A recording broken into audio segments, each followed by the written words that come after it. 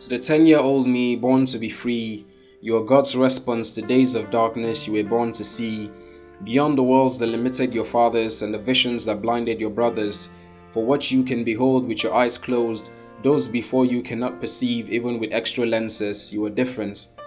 To the 10-year-old me, living life with so great a glee, you are Joseph, a dreamer. For these visions that your mind sees are not a figment of your imagination, and the tales that your heart whispers are not a childly fiction, and the weight of the world shall be upon your shoulders, and your name shall be called leader, protector, giver, creator, keeper, and you will hike onto great heights even when the climb seems steeper. You shall rise above the slum and save your people with a staff in your hand. You are Moses, called by God, drawn from sinking waters. To the 10-year-old me, 10 years later.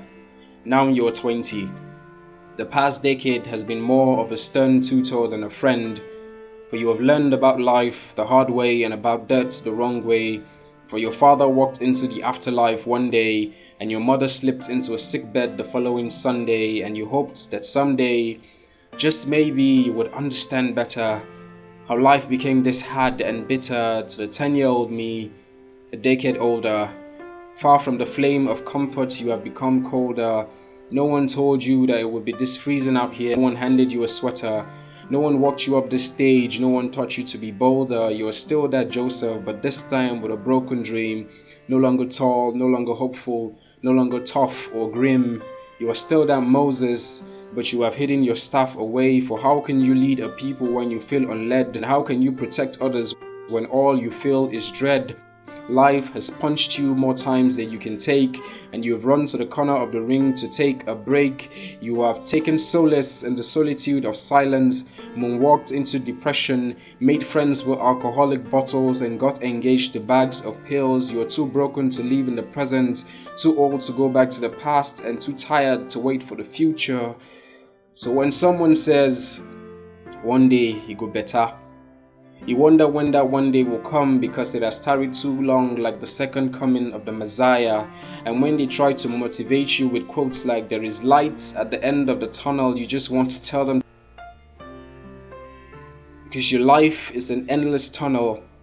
So where the hell will you find the light? To the 10-year-old me, living life on a reckless spree, wake up. Soon you will be 30. Pull out from this pool that life has pulled you into. Take your staff from its hiding place and pat the wavering sea into. Remember, you are still a Moses, leader, protector, giver, creator, keeper. You are still a Joseph. Wake up and dare to dream with your eyes awake. Get up. Recall that God never assured you of a stress-free life. He only promised to be your lifeguard in the waters and be your fireman while you're in the furnace. God has given you this pain to teach you, bring hope to a grieving world. Grin, laugh. The sound of your amusement is a remedy for the sickness of the universe. Breathe. Still a chunk of air from the atmosphere, and enjoy today like yesterday never happened.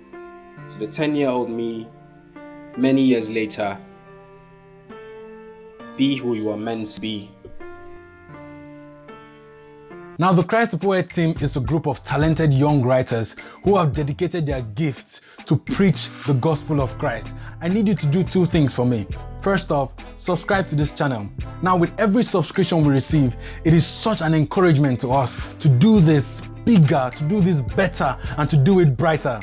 And if you're looking to have a conversation with us, why not follow us on social media? On any of the platforms, the handle is @ChristThePoet. It's showing on the screen right now, and also we'll put the links in the description.